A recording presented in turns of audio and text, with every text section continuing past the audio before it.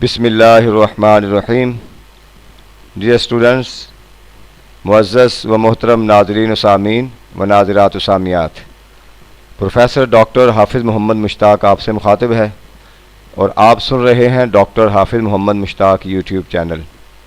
M اسلامیات اور پی P S C میں اسلامیات کی لیکچرشپ کے لیے اپیئر ہونے والے تمام اسٹوڈنٹس، آپ کی تیاری کے سلسلہ میں مختلف موضوعات پر لیکچر کا سلسلہ جاری ہے، اور تاریخ اسلام کے لیکچرز میں سے آج کا جو ہمارا ٹاپک ہے وہ خلیفہ چہارم حضرت علی رضی اللہ تعالی عنہ، آپ کی شخصیت، آپ کے تعارف اور آپ کے عہد خلافت میں پیش آنے والے مختلف واقعات اور ان کی انفارمیشن آپ سے شیئر کی جائے گی.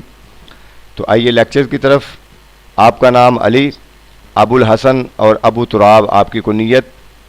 ابو الحسن حسن آپ کے بڑے صاحبزادے ہیں، ان کی نسبت سے، اور ابو تراب یہ کنیت جو ہے وہ حضور علیہ السلام کی طرف سے ملی. آپ کا لقب حیدر ہے، والد کا نام ابو طالب اور والدہ کا نام فاطمہ ہے. آپ کو رسول اللہ صلی اللہ علیہ وسلم کے چچا زاد بھائی ہونے کا فخر حاصل ہے. بعثت نبوی کے 10 سال پہلے آپ کی پیدائش ہے. بعثت نبوی کے 10 سال پہلے نبی اکرم صلی اللہ علیہ وسلم نے اپنی آغوش میں آپ کی تربیت کی. حضرت علی رضی اللہ تعالی عنہ کی عمر 10 برس تھی جب اعلان ہوا اور آپ نے اسلام قبول کیا. یہ ابتدائی حالات ہیں. اس کے بعد ہجرت مدینہ کے موقع پر نبی اکرم صلی اللہ علیہ وسلم نے آپ کو مکہ میں ٹھہرنے کی تلقین کی اور فرمایا کہ صبح آپ لوگوں کو امانتیں دے کر واپس مدینہ چلے آنا. تو اس طریقے سے حضرت علی 3 دن مکہ میں مقیم رہے اور لوگوں کی امانتیں سپرد کر کے واپس مدینہ آ گئے، یعنی مدینہ کی طرف ہجرت کر لی. حضرت علی رضی اللہ تعالیٰ عنہ کے ساتھ حضور علیہ الصلاۃ والسلام نے اپنی چہیتی اور پیاری لاڈلی صاحبزادی سیدہ کائنات حضرت فاطمہ رضی اللہ تعالیٰ عنہ کا نکاح کیا، اور یہ ہجرت کے دوسرے سال میں ہوا. جہاں پہ آپ تیاری کرتے ہوئے ہجرت کے حوالے سے ہجری کے حساب سے واقعات نقل کرتے ہیں کہ پہلی ہجری میں کیا کیا واقعات ہوئے، دوسری ہجری میں کیا ہوئے، تیسری میں، تو سارے ایک جگہ پہ اکٹھے کریں گے تو یہ آسانی ہو جائے گی. تو دوسری ہجری کے واقعات کے اندر یہ بھی آپ شامل کر لیں کہ حضرت علی اور حضرت فاطمہ رضی اللہ تعالی عنہ آپ کا نکاح ہوا.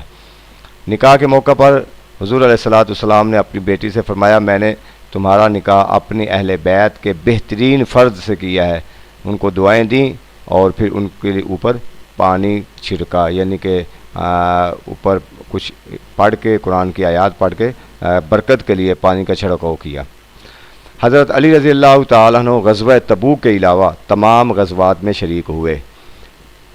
غزوہ تبوک میں اس لیے شریک نہیں ہوئے کہ حضور علیہ السلام نے حکم فرمایا کہ آپ اہل مدینہ کی حفاظت کے لیے مدینہ ٹھہریں گے اور جنگ میں آپ نہیں جائیں گے، تو اس لیے حکم کی تعمیل کرتے ہوئے آپ مدینہ ٹھہرے. 2 ہجری میں غزوہ بدر میں ولید جو تھا کفار کی طرف، اس کو واصل جہنم کیا.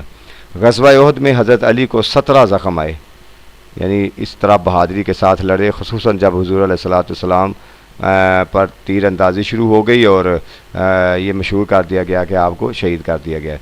5 ہجری میں غزوہ خیبر میں حضور علیہ الصلاۃ والسلام نے خصوصی طور پر فرمایا کہ میں صبح عالم اس شخص کو دوں گا جو اللہ اور اس کے رسول سے پیار کرتا ہوگا اور اللہ اس کا رسول اس سے پیار کرتا ہوگا. تو ہر کوئی اس انتظار میں تھا کہ شاید یہ کس کی قسمت جاگے گی اور یہ جو ہے شرف کس کو ملے گا. تو حضور علیہ السلام نے صبح کے وقت حضرت علی کو بلایا. لوگوں نے کہا کہ وہ عشوب چشم کی وجہ سے گھر میں ہیں. آقا علیہ السلام نے بلا کر لعاب دہن لگایا تو وہ صحتیاب ہو گئے. آپ نے خیبر کا سب سے مضبوط قلعہ کموس کو فتح کیا، جس کو کئی لوگ کئی دن سے نہیں فتح کر سکے تھے. اس کے بعد پھر غزوہ بنو قریظہ پر فوج کشی کی. اس موقع پر علم اسلام حضرت علی رضی اللہ تعالیٰ عنہ کے سپرد کیا گیا. فتح مکہ کے موقع پر بھی اسلام کا جھنڈا حضرت علی کے ہاتھ میں تھا. 9 ہجری میں غزوہ تبوک کے موقع پر آپ کو مدینہ میں رہنے کا حکم دیا گیا. یہ بات ہو چکی. جب آپ نے پوچھا تو حضور علیہ السلام نے فرمایا کہ کیا آپ اس بات کو پسند نہیں کرتے کہ میرے نزدیک تمہارا وہی رتبہ ہے جو موسیٰ علیہ السلام کے نزدیک ہارون علیہ السلام کا تھا. اسی طرح 9 ہجری میں اب یہ دیکھتے جائیں کہ 9 ہجری میں غزوہ تبوک ہوا، اور یہ غزوہ حضور علیہ السلام کی حیات مبارکہ کا آخری غزوہ تھا۔ 9 ہجری میں ہی پہلا حج ہوا، اور اس حج کے اندر امیر حج حضرت ابوبکر صدیق رضی اللہ تعالیٰ کو مقرر کیا گیا۔ جب وہ حج کے لیے چلے گئے اس کے بعد سورۃ برات نازل ہوئی، جس میں مشرکین سے برات کا اعلان کر دیا گیا۔ تو ضروری تھا کہ یہ سورت مشرکین کو ان لوگوں میں سے جا کر سنائے جو حضور علیہ السلام کی اہل بیت میں سے ہیں۔ تو حضور علیہ السلام نے حضرت علی رضی اللہ تعالیٰ کی اپنی اونچی قصوہ دے کر انہیں روانہ کیا مکہ میں، اور آپ نے جمرہ کے نزدیک سورۃ برات کی آیات سنائیں اور اعلان کیا کہ آئندہ مشرکین حج کعبہ کا قصد نہ کریں، اور ان سے برات کا اعلان کر دیا۔ تو یہ ابتدائی جو تعارف اختصار کے ساتھ آگے ہے حضرت علی رضی اللہ تعالیٰ عنہ کی خلافت اور آپ کے کارنامے۔ 21 ذی الحج 35 ہجری تا 20 رمضان المبارک 40 ہجری، تو یہ تقریباً 5 سال کا عرصہ بنتا ہے آپ کی خلافت کا، یعنی 21 ذی الحج 35 ہجری تا 20 رمضان المبارک 40 ہجری۔ حضرت عثمان غنی رضی اللہ تعالیٰ عنہ کی شہادت کے بعد 3 دن مسند خلافت خالی رہی۔ شہادت کے وقت حضرت عثمان غنی رضی اللہ تعالیٰ عنہ آپ کے پاس حضرت عثمان غنی رضی اللہ تعالیٰ عنہ آپ کے پاس تھی، لہذا امت نے اجتماعی طور پر حضرت علی رضی اللہ تعالیٰ عنہ کے ہاتھ پر بیعت کی۔ ذی الحج شہادت کے وقت حضرت عثمان غنی رضی اللہ تعالیٰ عنہ کے ساتھ آپ کی زوجہ تھی، یہ آگے بھی بات آ جائے گی، چلیں وہاں پہ آپ دیکھ لیں گے۔ لہذا امت نے اجتماعی طور پر حضرت علی رضی اللہ تعالیٰ عنہ کے ہاتھ پر بیعت کی، اور ذی الحج 35 ہجری کو آپ مسند خلافت پر فائز ہوئے۔ ذی الحج 35 ہجری حضرت امیر معاویہ نے آپ کی بیعت کا انکار کر دیا بیعت کرنے سے، اور حضرت مغیرہ بن شعبہ کے مشورہ سے حضرت علی رضی اللہ تعالیٰ عنہ نے امیر معاویہ کو معزول کر دیا، مگر انہوں نے اس سے بھی انکار کر دیا۔ اس کے علاوہ 36 ہجری میں حضرت علی رضی اللہ تعالیٰ عنہ نے تمام اموی امال جو تھے ان کو معزول کر دیا۔ امیر معاویہ نے حضرت عثمان رضی اللہ تعالیٰ عنہ کا پیرن اور حضرت نائلہ، یہ حضرت عثمان غنی رضی اللہ تعالیٰ عنہ کی زوجہ محترمہ، ان کی کٹی ہوئی انگلیاں جامعہ مسجد دمشق میں آویزاں کر دیں تاکہ لوگ دیکھیں، اور ان کی مسئلہ یہ تھا کہ حضرت امیر معاویہ کہتے تھے کہ سب پہلے قصاص عثمان لیا جائے، یعنی عثمان رضی اللہ تعالیٰ عنہ کے قاتلوں کو ان سے بدلہ لیا جائے، اس کے بعد بیعت کی جائے گی۔ تو یہاں سے اختلافات شروع ہو گئے، اور اس بات کو مزید ابھارنے کے لیے انہوں نے حضرت عثمان غنی رضی اللہ تعالیٰ عنہ کا وہ کرتا جس پر خون لگا ہوا تھا، اور حضرت نائلہ آپ کی زوجہ محترمہ کی جو انگلیاں کٹی تھی ان کو جامعہ مسجد دمشق میں آویزاں کر دیا تاکہ لوگوں کے جذبات مزید ابھریں اور قصاص عثمان کی تحریک جو ہے وہ زور پکڑے۔ سب سے پہلے حضرت زبیر اور طلحہ آپ کے پاس آئے، یعنی حضرت علی رضی اللہ تعالیٰ کے پاس آئے، اور کہا آپ خلیفہ بن چکے، آپ سب سے پہلے قصاص عثمان لیں، اسی بنیاد پر ہم آپ کے ہاتھ پر بیعت کریں گے۔ حضرت علی رضی اللہ تعالیٰ نے فرمایا میں خون عثمان کو رائگاں نہیں جانے دوں گا، مگر ابھی اس کا موقع نہیں، آپ دیکھ رہے ہیں ہم مفسدین میں گرے ہوئے ہیں۔ اور دوسرا انہوں نے یہ مطالبہ کیا کہ قاتلین عثمان سے بیعت ہرگز نہ لی جائے۔ حضرت زبیر اور حضرت طلحہ نے پھر آخرکار کھلم مکھلا جو ہے وہ قصاص عثمان کا مطالبہ کر دیا، اور مکہ میں ام المومنین حضرت عائشہ صدیقہ رضی اللہ تعالیٰ عنہ کے پاس آ گئے، جہاں سے انہوں نے قصاص عثمان کے لیے ایک تحریک کا آغاز کیا، اور اس تحریک نے بڑا اس کے اندر شدت آ گئی۔ مدینہ کی بجائے انہوں نے بصرہ کی طرف رخ کیا، اور یمن اور بصرہ اور مکہ کے گورنروں کی ان کو حمایت حاصل ہو گئی۔ حضرت عائشہ صدیقہ رضی اللہ تعالیٰ عنہ نے قصاص عثمان کے لیے جب آواز اٹھائی تو ایک اموی رئیس یعلا بن امیہ نے 600 اونٹ اور 6 لاکھ درہم پیش کر دیے، اور اس میں حضرت زبیر، حضرت سعد بن ابی وقاص، طلحہ بن عبیدہ شامل تھے۔ بنو امیہ کا خاصا طبقہ ان کے ساتھ تھا، اور یہ فیصلہ کن مرحلہ آن پہنچا کہ انہوں نے فیصلہ کر لیا کہ عثمان سے قاتلین عثمان سے قصاص لیا جائے گا۔ چنانچہ 35 ہجری سفر کے مہینے میں حضرت عائشہ صدیقہ، حضرت زبیر و طلحہ نے قصاص عثمان کے لیے بصرہ کا رخ کیا۔ جس دن وہ مدینہ سے روانہ ہوئے اس دن مسلمان اتنے روئے کہ پہلے کبھی نہیں روئے تھے۔ اس دن کو یوم الخیب، یوم گریہ بھی کہتے ہیں، یعنی رونے کا دن۔ رستے میں جہاں سے جاتے ان کی تعداد میں اضافہ ہوتا گیا، بصرہ پہنچنے تک ان کی تعداد 20,000 تک پہنچ گئی۔ بصرہ کا جو والی تھا علوی حاکم عثمان بن حنیف نے لشکر کو روکنے کی کوشش کی مگر ناکام رہا۔ آگے یہ تھی جنگ جمل۔ جمل اونٹ کو بنیادی طور پر کہتے ہیں اور اسی وجہ سے اس کا نام جنگ جمل رکھا گیا۔ یہ آگے دیکھتے ہیں کہ وجہ کیا تھی۔ حضرت علی رضی اللہ تعالیٰ عنہ کو جب بصرہ کے حالات کا پتہ چلا، انہوں نے بصرہ جانے کا فیصلہ کیا، اس لیے کہ نظام خلافت کے نظم کے لیے نکلنا پڑا تھا۔ ربیع الاول 36 ہجری، یہ ذہن میں رکھ لیں، ربیع الاول 36 ہجری کو بصرہ کے لیے روانہ ہوئے۔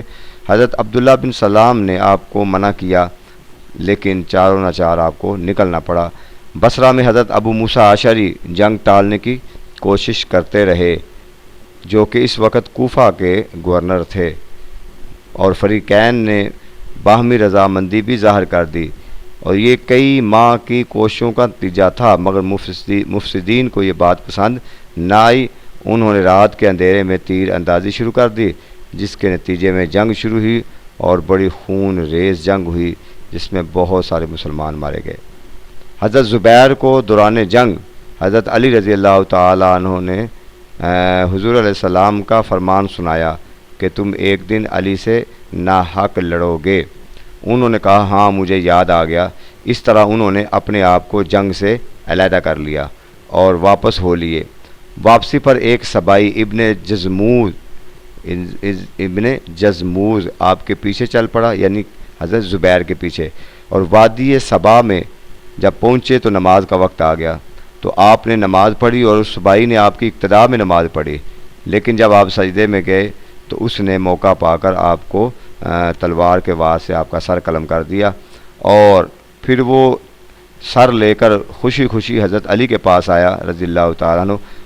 وجہ یہ تھی کہ وہ اس کے ذہن میں یہ تھا کہ حضرت علی دے کر خوش ہوں گے اور مجھے کوئی انعام کرام دیں گے، لیکن جب حضرت علی رضی اللہ تعالیٰ عنہ نے دیکھا، فرمایا ابن صفیہ، اس شخص کو نام لے کر کہا، قاتل ابن صفیہ کے قاتل، تجھے دوزخ کی بشارت ہو، یعنی تو نے کیا کام کر دیا اور یہ تو نے بہت بڑا جرم کیا، تو نے ایک صحابی کا سر قلم کر دیا، لہذا اس کے بدلے میں فرمایا تجھے دوزخ کی بشارت ہو۔ تو اس طرح ایک بازے میں کہ حضرت زبیر، اب یہ نام یاد رکھ لیں، حضرت زبیر کس جنگ میں شہید ہوئے؟ جنگ جمل میں، اور دوسری طرف حضرت طلحہ رضی اللہ تعالیٰ عنہ یہ بھی اس جنگ میں موجود تھے، چونکہ پیش تھے ابتدائی حالات کے اندر، تو انہوں نے بھی جب جنگ کے حالات دیکھے اور سارے معاملات دیکھے تو انہوں نے بھی واپس جانے کا ارادہ کر لیا۔ جب جنگ سے واپس مڑنے لگے تو مروان بن حکم نے دیکھا کہ یہ اگر واپس چلے گئے تو سارا جنگ کا نقشہ جو ہے وہ بدل جائے گا، لہٰذا اس نے تیر کا وار کیا اور جس سے آپ شہید ہو گئے، ایک ہی تیر کے وار سے آپ گرے اور شہید ہو گئے۔ تو یہاں تک کہ اب حضرت طلحہ، حضرت زبیر، عبداللہ بن عامر بھی اسی جنگ میں شہید ہوئے۔ اب ان کے نام ذہن میں رکھ لیں، بہت اہم سوال ہے۔ حضرت طلحہ، حضرت زبیر، عبداللہ بن عامر جنگ جمل میں شہید ہوئے۔